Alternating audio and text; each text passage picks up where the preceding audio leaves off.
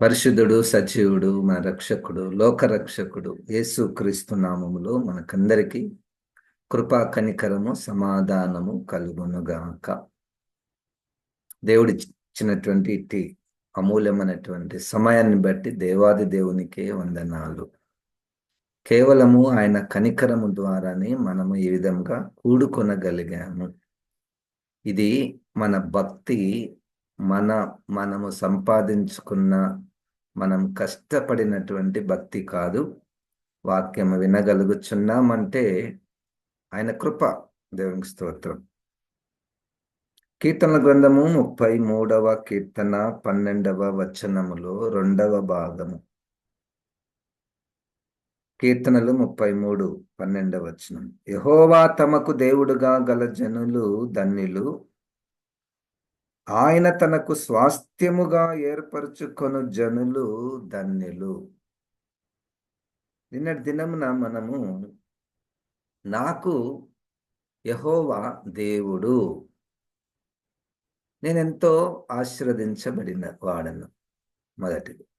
రెండోది, ఇప్పుడు దేవుడే మనలను తనకు స్వాస్థ్యముగా ఏర్పరచుకున్నాడు.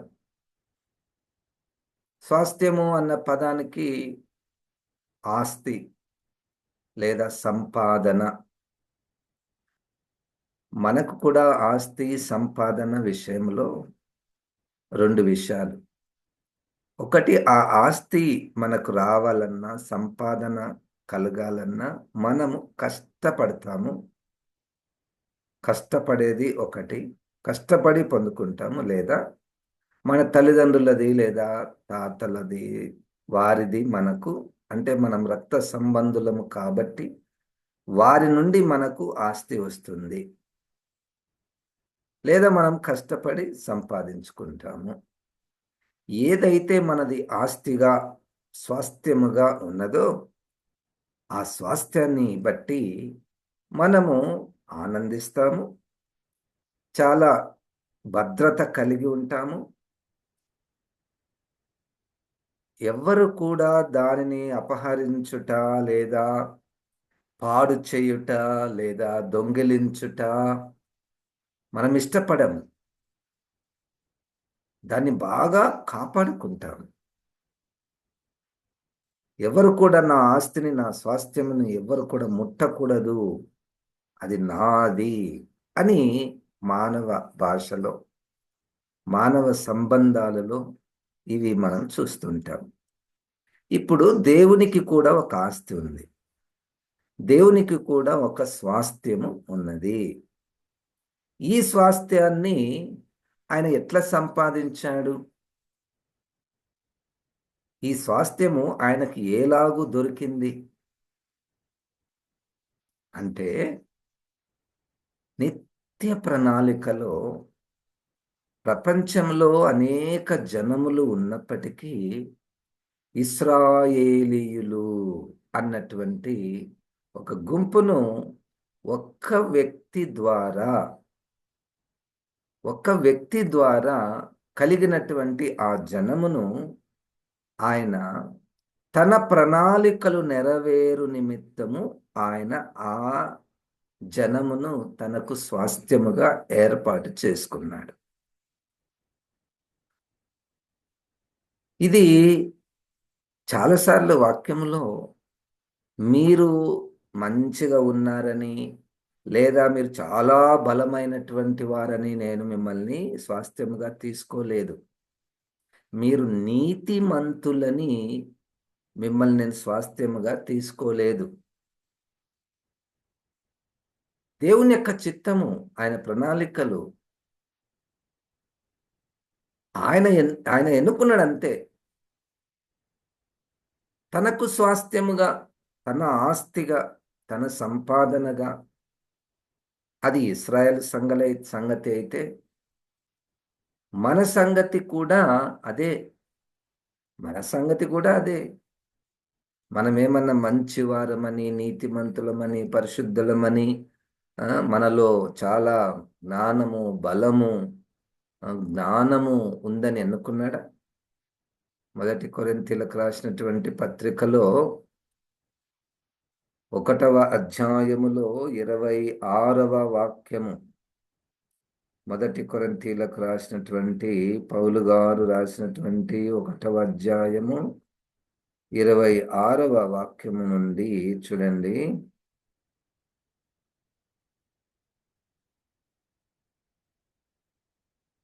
సహోదరులారా, మిమ్మును పిలిచిన పిలుపును చూడుడి. మీలో లోకరీతిని జ్ఞానులైనను ఘనులైనను గొప్ప వంశము వారినైనను అనేకులు పిలువబడలేదు గాని, ఏ శరీరియు దేవుని ఎదుట అతిశయింపకున్నట్లు జ్ఞానులను సిగ్గుపరచుటకు లోకంలో నుండి వెర్రివారిని దేవుడు ఏర్పరచుకొని ఉన్నాడు. బలవంతులైన వారిని సిగ్గుపరచుటకు లోకంలో బలహీనమైన వారిని దేవుడు ఏర్పరచుకొని ఉన్నాడు. ఎన్నికైన వారిని వ్యర్థం చేయుటకు లోకంలో నీచులైన వారిని, తృణీకరింపబడిన వారిని, ఎన్నిక లేని వారిని దేవుడు ఏర్పరచుకొని ఉన్నాడు. దేవునికి స్తోత్రం. మన టైటిల్స్ చూడండి: నీచులు, బలహీనులు, ఎన్నిక లేనివారు, జ్ఞానము లేనివారు,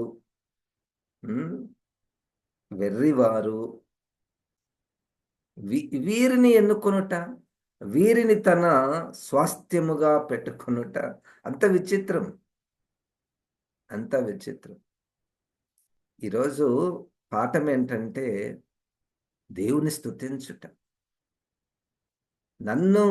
మమ్ములను తనకు స్వాస్థ్యముగా ఏర్పరచుకున్నాడు. అదేంటో మనకు అర్థం కానటువంటి విషయం.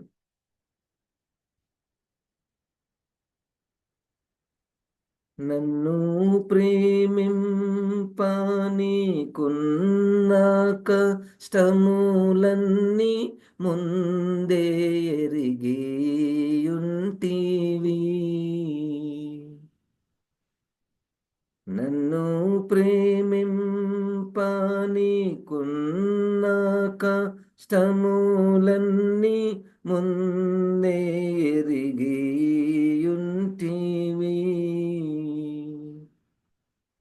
అయినా నన్ను ప్రేమింప నీకున్న కారణమేమో ఎన్న తెలియదు చిత్రము. అయినా నన్ను ప్రేమింప నీకున్న కష్టములన్నీ ముందే ఎరిగియున్నావు. అంటే నన్ను ప్రేమిస్తే ఆయన ఎంత కష్టపడాలి? నన్ను ప్రేమిస్తే సిలువకు కొట్టబడాలి. అంత కష్టం.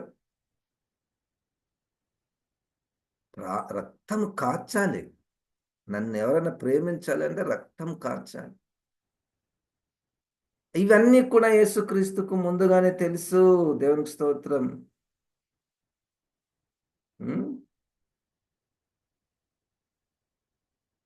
మంచి నాలో పుట్టదంచుని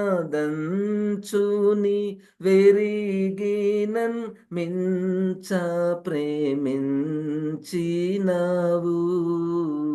మంచి నాలో పుట్టదు అని నీకు తెలుసు, అయినా మించినటువంటి ప్రేమతో నన్ను ప్రేమించావు. ఆహా, ఎంత శక్యము గాని మంచి నాలో బెంచ నెంచి ప్రేమించినావు.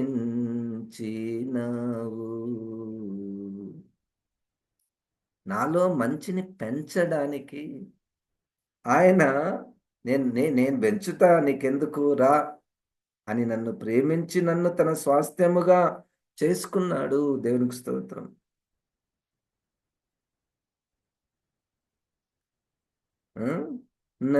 నా వంటి నరుడొకడు నన్ను ప్రేమించిన నా వలన ఫలము గోరు.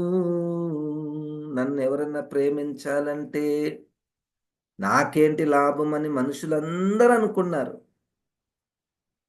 నాకేంటి లాభం వీన్ని పెంచితే, వీళ్ళని ప్రేమిస్తే? ఎంత స్థాయిలో అంటే మానవ బుద్ధి. తల్లిదండ్రులు కూడా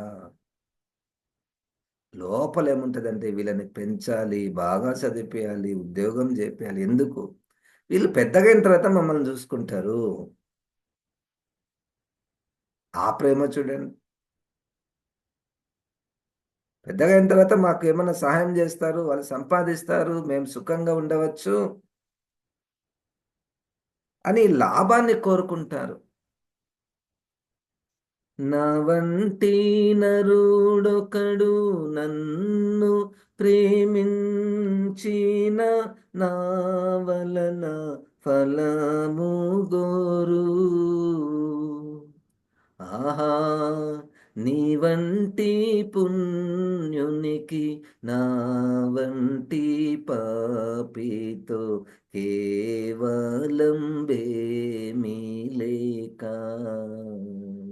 నీ వంటి పుణ్యునికి, పరిశుద్ధునికి నా వంటి పాపితో ఏమి గావాలి ప్రభా?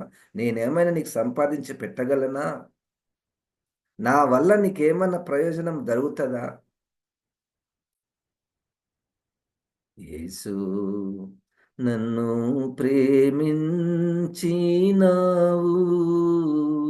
పాపినైనా నన్ను ప్రేమించినావు. ద్వితీయోపదేశి కాండము 7వ అధ్యాయము 6వ వచనము నుండి. ద్వితీయోపదేశి కాండము 7వ అధ్యాయము. నీవు నీ దేవుడైన యెహోవాకు ప్రతిష్ఠిత జనము. నీ దేవుడైన యెహోవా భూమి మీదనున్న సమస్త జనముల కంటే నిన్ను ఎక్కువగా ఎంచి, నిన్ను తనకు స్వకీయ జనముగా ఏర్పరచుకొనెను.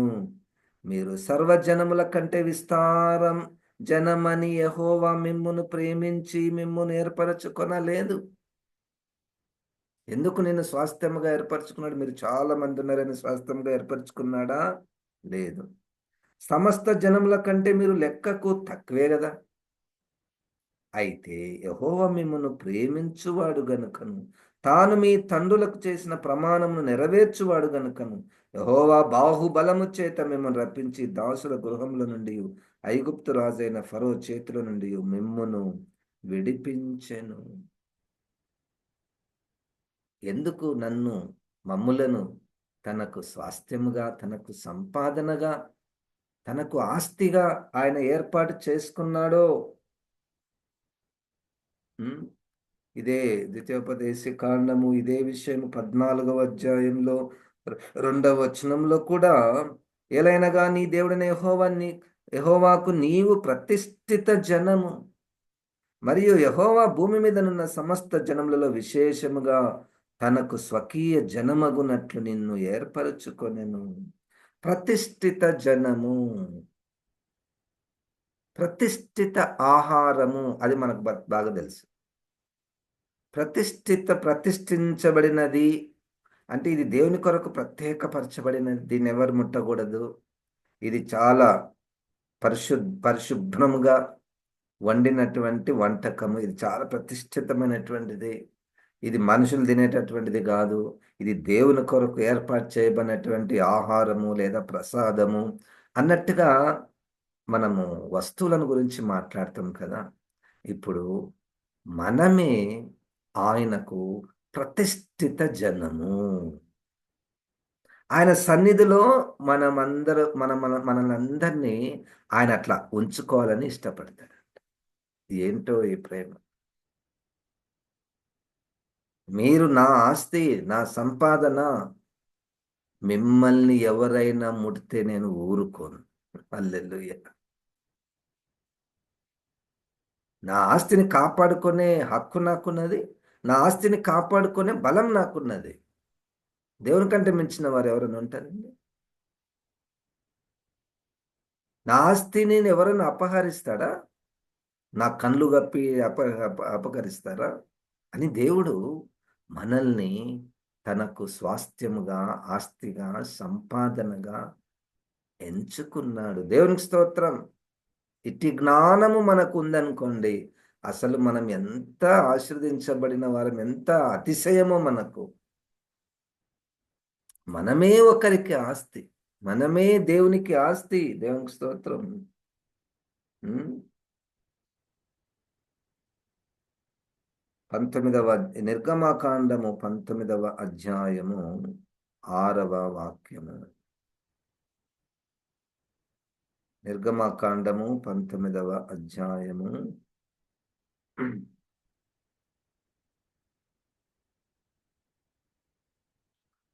సమస్త భూమియు నాదే కదా, మీరు నాకు యాజక రూపమైన రాజ్యముగాను పరిశుద్ధమైన జనముగాను ఉందురని చెప్పుము.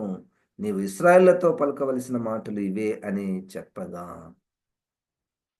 మీరు నాకు యాజక రూపమైన రాజ్యము, ఇది నా రాజ్యము, వీళ్ళు నా ప్రజలు, ఈ ప్రజలను యాజకులుగా చేశాడంట. ఇదే విషయము పేతురు గారు క్రొత్త నిబంధనలో 2వ అధ్యాయములో 9వ వచనములో, మనము యాజక సమూహమైనటువంటి రాజ్యము, దేవుని సొత్తైనటువంటి ప్రజలము. దీనిలో ఇంకొక గొప్ప విషయం ఉంది. వీళ్ళందరూ నా ఆలయంలోనే ఉండాలి. నా ఆలయంలోనే వీళ్ళందరూ ఉండాలి. నా ప్రజలు, నా యాజకులు వీళ్ళు. అందరూ యాజకులే. అందరూ నన్ను సేవించాలి. ఎవరు కూడా మీరు తక్కువ, బలహీనులు, తెలివిలేని వారు, వెర్రివారు, నీచులు, బయట ఉండండి. నో. యేసుక్రీస్తు పిలిచినటువంటి వారందరూ కూడా దేవుణ్ణి ఆరాధించుటకు, సేవించుటకు, అతి పరిశుద్ధ స్థలంలో ఉండుటకు ఆయన ప్రాణము పెట్టాడు. దేవునికి స్తోత్రం. మనము దేవుణ్ణి, ఆ యెహోవాను, యేసుక్రీస్తుని దేవునిగా మనము కలిగి ఉన్నాము. మనం ఎంత ధన్యులము. ఆయన వైపు నుండి మనలను స్వాస్థ్యముగా, ఆయన పరిశుద్ధ జనముగా, ప్రతిష్ఠిత జనముగా దేవుడు మనల్ని ఎన్నుకున్నాడు. దేవునికి స్తోత్రం. యాజక రూపమైన రాజ్యముగాను, పరిశుద్ధమైన జనముగాను నేను చేస్తా. మిమ్మల్ని రండి, నేను చేస్తా. పిలుపు అందరికీ పిలుపు.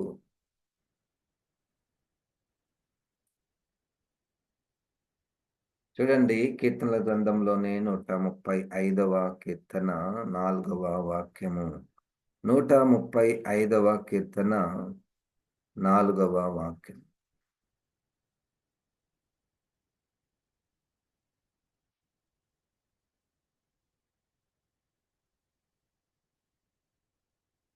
యెహోవా తన కొరకు యాకోబును ఏర్పరచుకొనెను, తనకు స్వకీయ ధనముగా ఇశ్రాయేలును ఏర్పరచుకొనెను.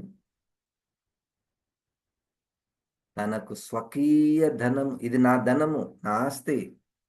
ఇశ్రాయేలును స్వకీయ ధనముగా ఏర్పరచుకున్నాడు. దేవునికి స్తోత్రం. ఆయన ఏర్పరచుకున్నటువంటి దాన్ని కాపాడుకొనగలడు. ఆయన ఏర్పరచుకున్న దాని విషయమై దాన్ని సిద్ధపరిచి, బలపరిచి, పరిశుద్ధ జనముగా చేసి,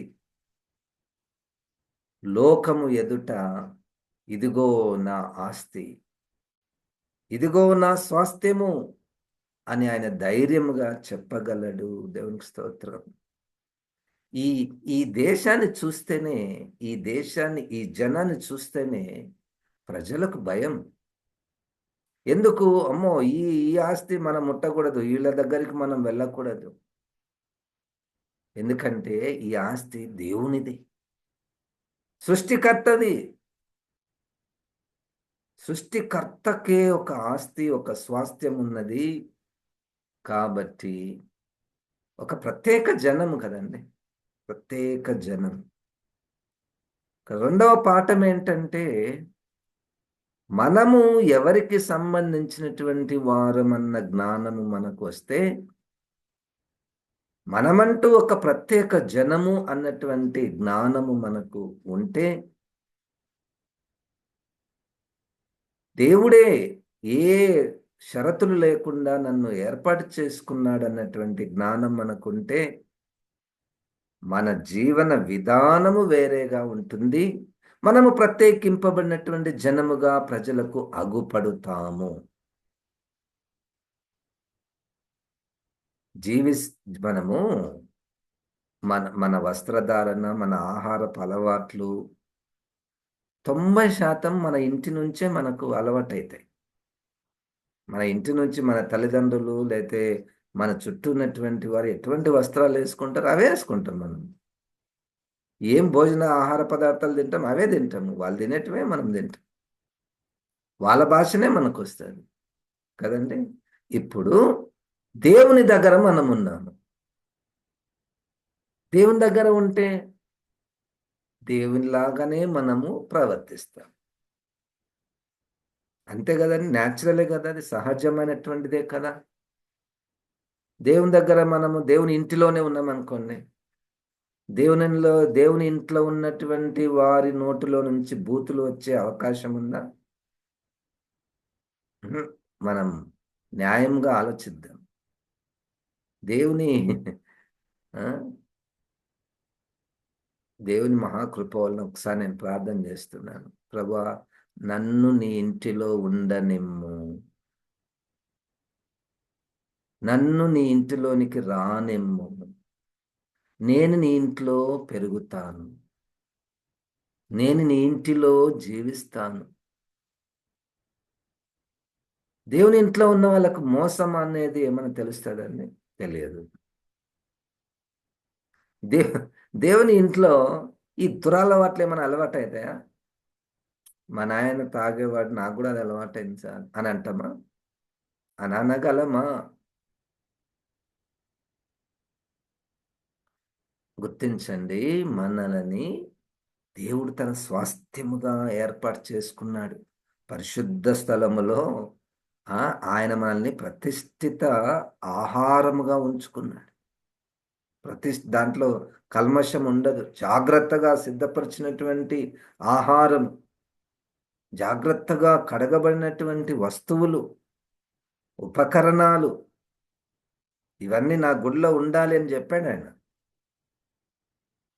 మనల్ని చూసి మీరు గూడా నా గుడిలోనే ఉండాలి. మీరు కూడా ప్రతిష్ఠిత జనములు. మిమ్మల్ని నేను నా రక్తంలో కడిగాను. మీరిక్కడే ఉండాలి. దేవునికి స్తోత్రం. దేవుని ఆస్తి ఎవరైనా ప్రపంచంలో పెద్ద ధనవంతుడుంటే తన ఆస్తి ఎట్లుంటది? చూడ్డానికి చాలా గంభీరంగా ఉంటది. చూడ్డానికి వెళ్తూ ఉంటారు. అవును. ఆయన ధనవంతుడు కాబట్టి ఆయన ఆస్తి ఇట్లా ఉంది. మనం చూడ్డానికి ఇష్టపడతాం. గంభీరంగా ఉంటది. అట్లే మనం దేవుని ప్రజలముగా, దేవుని సొత్తుగా, దేవుని సంపాదనగా మనల్ని చూస్తే మనల్ని చూస్తే ఒక విచిత్రము. దేవునికి స్తోత్రం. హల్లెలూయా! మనమెంతో ధన్యులము. తనకు స్వకీయ ధనముగా ఇశ్రాయేలును ఆయన ఏర్పాటు చేసుకున్నాడు. దేవునికి స్తోత్రం.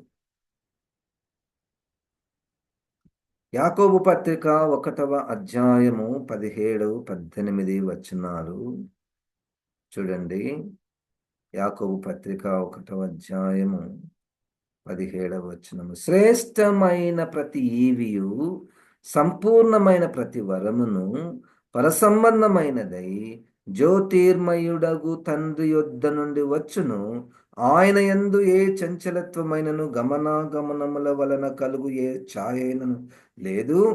ఆయన తాను సృష్టించిన వాటిలో మనము ప్రథమ ఫలముగా ఉండునట్లు సత్యవాక్యము వలన మనలను తన సంకల్ప ప్రకారము కనెను. ఇప్పటి వరకు ఈ ఇల్లు నా ఆస్తి. ఇప్పటి వరకు ఇదిగో ఆ బ్యాంక్ బ్యాలెన్స్ అంతా మాది. ఆ బంగారంతా మాది. మా ఆస్తి. మేము కష్టపడ్డాము. మా తాతలది, మా నాయనలది అన్నాం గదా! అది ఒక రంగం. ఇంకొకటి ఈ పిల్లలు ఎవరి పిల్లలు అనుకుంటున్నారు? మా పిల్లలు.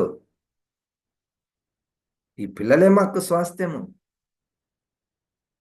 మన పిల్లల్ని వేరే వాళ్ళు వచ్చి మా పిల్లలు అంటే ఎట్లుంటది? కొట్లాడతాం. దేవుడు మనల్ని కన్నాడంట. హల్లెలూయా. దేవుడు మనల్ని కన్నాడు. ఇది స్టార్టింగ్ పాయింట్. పిలిచాడు, అది దూరం. దేవుడు మనల్ని కన్నాడు. దేవునికి స్తోత్రం. యేసు రక్తములో పరిశుద్ధాత్మ ద్వారా మనము నూతన జన్మను కలిగి ఉన్నాము. దేవుని ద్వారా పుట్టినటువంటి వారం. దేవునికి స్తోత్రం. సృష్టించబడిన వాటిలో ప్రథమ ఫలముగా మనము ఉండునట్లు.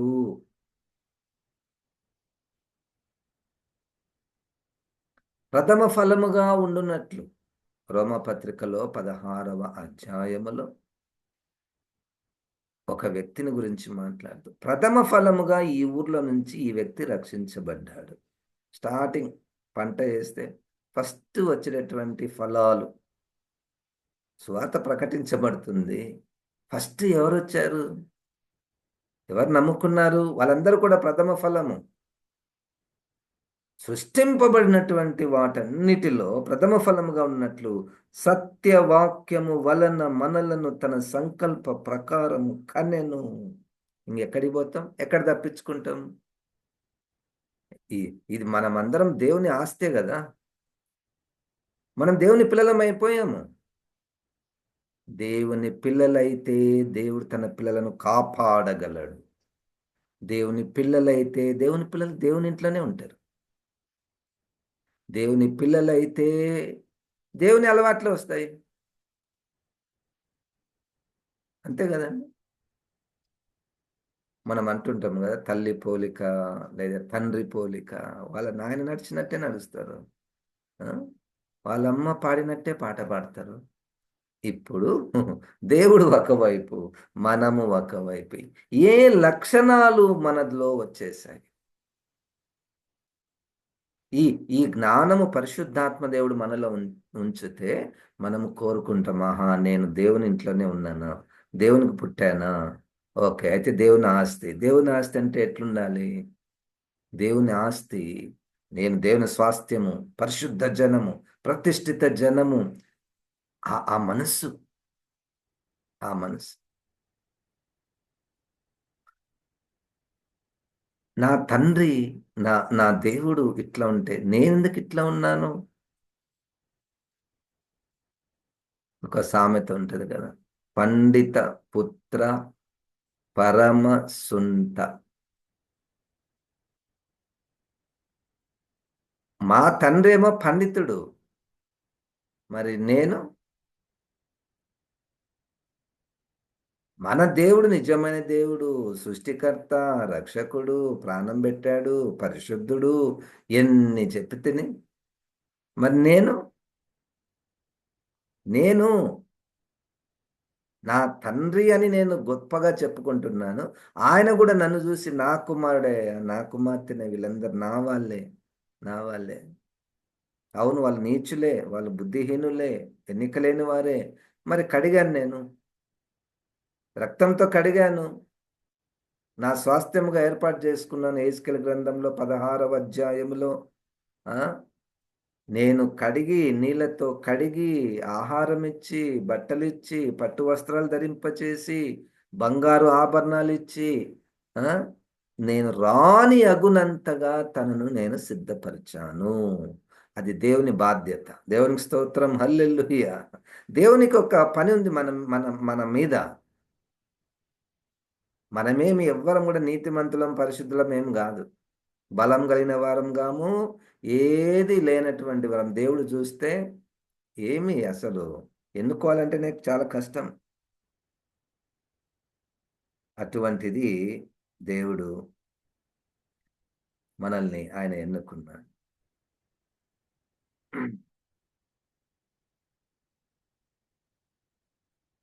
తల్లి గర్భమునానే ధరింప రూపింపబడినప్పుడే దురితుండనైయుంటిని. తల్లి గర్భంలో ఉన్నప్పుడే పాపిగా నేను ఉంటిని.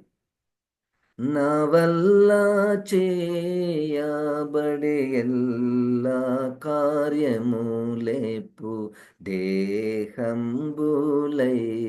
ఉండగా, నా వల్ల చేయబడు కార్యములన్నీ శరీర కార్యములే. ఎందుకు ప్రభువా నన్ను ప్రేమిస్తున్నావు? యేసు నన్ను ప్రేమించినావు, పాపినైనా నన్ను ప్రేమించినావు.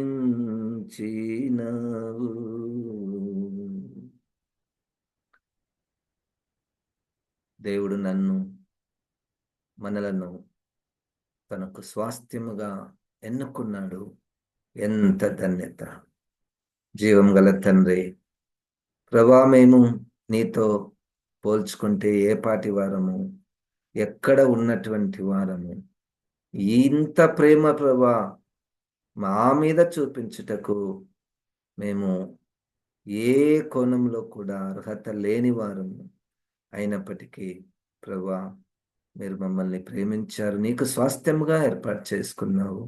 నీకు వందనాలు. దానికి తగినటువంటి జీవితము మేము జీవించినట్లు ప్రభా, మేము నీ కుమారులము కుమార్తెలం అన్నటువంటి జ్ఞానము కలిగి జీవించుటకు సహాయం చేయమని యేసు శక్తి కలిగిన నామమున ప్రార్థిస్తున్నాము తండ్రి. ఆమెన్. ఇప్పుడు మన పరమ తండ్రి అయిన దేవుని యొక్క ప్రేమ, ప్రభువైన యేసు క్రీస్తు యొక్క కృప, పరిశుద్ధాత్మ దేవుని యొక్క సహవాసం మనకందరికీ సదాకాలము తోడై ఉండునుగాక. ఆమెన్. దేవుడు మనల్ని దీవించునుగాక.